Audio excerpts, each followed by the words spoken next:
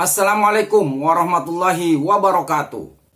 Berjumpa lagi bersama pecinta bola sejati. Apa kabar sahabat pecinta bola sejati? Semoga hari ini kita selalu dalam keadaan sehat walafiat. Hari ini saya akan membagikan video Bung Toel disikat habis sama Oki Rengga dan Samsir Alam. Mengikuti informasinya lebih lanjut, mari kita simak videonya bersama-sama. Kamu dibully nggak? Dibully lah. Soalnya ada keinginan nggak? Minta maaf sedikit nggak dari komentar yang terakhir? Enggak. Apa yang mau bisa maaf? Iya dong, terlalu pribadi nggak? Enggak dong. Katanya pengamat sepak bola, tapi makin lama Bung Toel kok lebih sering nyerang personal daripada kasih analisis ya? Respons itu datang dari netizen setelah Bung Toel ngejek Sinteyong, mantan pelatih timnas Indonesia. Bung Toel ini posting di story akun Instagramnya sambil repost video STY promosi ayam goreng dari restoran Korea Selatan. Memang cocoknya jualan, tulis Bung Toel di story-nya. Story itu menuai hujatan dan belakangan Bung Toel buka suara. Dia bilang komentarnya cuma celutukan ringan dan ngajak publik move on dari era STY. Timnas selamanya, pelatih selalu ada masanya, katanya. Dia juga ngaku tahu hal-hal yang publik nggak tahu soal keputusan STY. Tapi penjelasannya itu malah bikin bingung dan nggak menghentikan kemarahan netizen.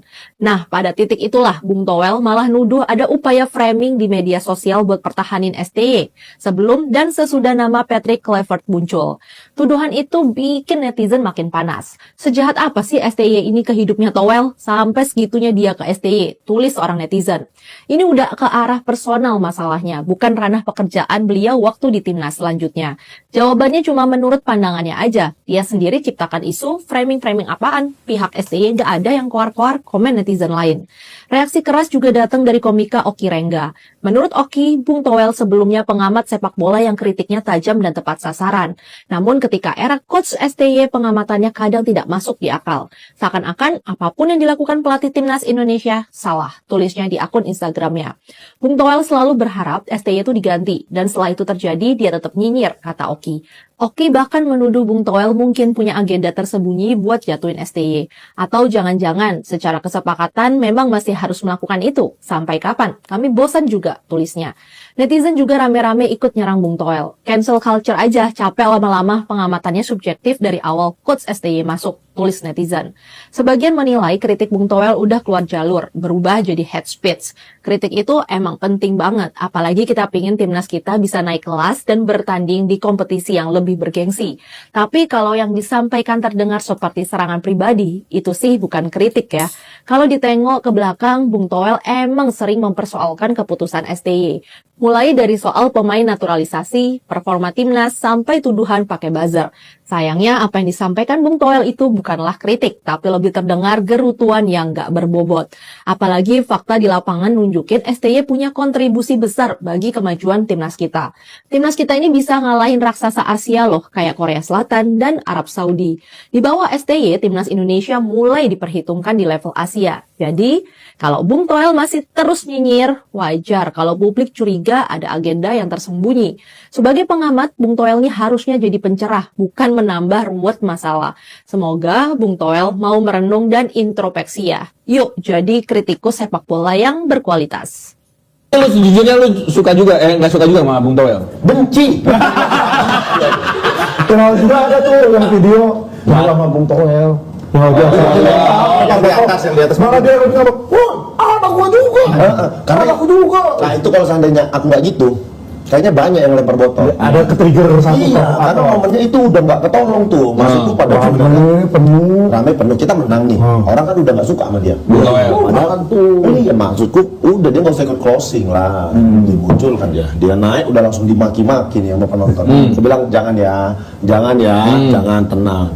Ada yang lempar botol, tuh parah aku. Ih, Tapi kan nggak kena kau juga, tapi kena lantai kan? maksudku Satu lempar, lagi yang lain kalau lempar. dijamin yang lain lempar banting di atas panggung bukan cuma ada tahu ada aku. Kalau mau mukul lempar nanti kalau aku. Tapi lu sejujurnya lu suka juga, nggak suka juga sama Bung Toel? Benci. Nah karena ini kita sudah hadirkan Kapan terakhir kali ketemu Bung Toel? Karena itu Acara itu datang, ada dia di backstage, di bawah aku. Situ ada dia. Aku bilang, iya ada dia nggak mau aku. Depan Keluar. Iya, karena kan aku nggak tahu kalau ada dia itu di acara itu. Kita pikir kok nggak takut sih kayak oh anjing kok kayak Ya udahlah, orang bukan dia juga yang ngasih makan aku, mampus di sana. Kalau untuk dinilai sebenarnya belum bisa dinilai karena kan Ya. Coach PK memang sudah resmi menjadi pelatih tim nasional Indonesia tapi belum sempat latihan apalagi bertanding gitu. betul. Tapi optimis sih karena Alam sih tidak terlalu peduli pelatihnya siapa karena tetap pedulinya tim nasional kita lebih baik gitu. Ya, betul. Itu yang tadi netizen harus harus benar-benar pahamin yang tadi Om Ropan bilang tidak ada di kontrak itu nggak ada STY walau sama Kluivert juga tidak ada kalau harus lolos Piala Dunia. Tapi memang momentumnya tuh udah di tengah jalan ya kita udah terpaksa basah nih Om. Udah tanggung banget nih karena menurut Alam 4 tahun lagi ke depan akan jalannya susah lagi dari nol lagi. Karena kita udah Alam kemarin sempat ketemu Pak Erik waktu kita nonton Indonesia Bahrain yang main di Bahrain dan bilang, Pak, saya sih berharapnya Indonesia lolos Piala Dunia sekarang. Lu kenapa ngomong kayak gitu? Karena 4 tahun lagi belum tentu momentumnya sama kayak sekarang. Gitu. Itu sih memang karena dan masyarakat kita memang sangat lagi terombang-ambing sama momentum itu. Mau banget lah lihat lagu kebangsaan Indonesia di Piala Dunia berkumandang gitu. Ya, emang kita lagi momentum ya, Om, momentum. Ya. Itu sih. Ini alami striker posisinya. Ya, kan nanti kita akan coba bertanya tentang posisi striker. Tetapi karena pengalaman di Belanda di Vitesse dan juga ada klub satu lagi klub apa? Heerenveen. Atmosfer di sana kan, Alam sudah rasakan ya. Persaingan antara pemain, lalu filosofi dari sepak bola Belanda itu sendiri. Kira-kira menurut Alam dengan Kluivert yang memang orang Belanda, dibesarkan di Belanda, punya ilmu sepak bola juga dari Belanda, akan dengan mudah nggak konsep yang dia miliki dia bawa ke Indonesia yang baru buat dia. Walaupun pemainnya banyak dari Belanda. Ya, banyak pemain diaspora kita kan dari Belanda juga. Tadi yang Om Ropan bilang, sebenarnya menurut Alam Kluivert ini dijadikan pelatih kepala itu hanya untuk sosok. Itu sosok. Jadi di locker room itu ada yang disegani lah. Tapi tetap yang menurut Alam yang memikirkan taktik segala macam itu tetap Alex Pastoor. Dibantu Dani Lansat. Jadi memang kita butuh sosok seperti Kluivert untuk di ruang ganti. Ada leader gitu, ada yang didengarkan. Tapi untuk taktik tetap Alex Pastoor sama Dani Lansat gitu. Dan menurut Alam sih akan baik karena banyak diaspora kita juga dari Belanda juga. Terus juga Alex Pastoor juga mantan pelatihnya Profesor juga Tom Haye. Mantan pelatihnya juga. Jadi sangat menarik nih, sangat dinanti-nantikan bagaimana nanti ketika mereka bergabung sudah latihan dan mereka bertanding di kedepannya seperti apa. Untuk di Belanda itu, seorang Kluivert lah contohnya. Dan dia pasti akan menerapkannya di timnas. Sudah pasti itu. Pasti. Ya. Apa yang menarik dari latihan striker di sana? Karena satu, orang tidak tahu sepak bola aja ketika kita bilang kita striker, taunya apa? Mencetak gol. Jadi seorang striker itu tidak boleh jauh-jauh dari kotak 16. Kalau di Belanda dia punya Kluivert, Nistelrooy, Bergkamp. Gitu. Kalau yang untuk di luar-luar ngapain keluar? Udah ada Arjen Robben, udah ada tugas-tugas yang lain, udah ada Ibrahim Afellay yang memang dari flank dia tusuk ke dalam. Tapi kita tugasnya justru kita buat pemain belakang yang takut sama kita, bukan kita takut sama pemain belakang. Gitu.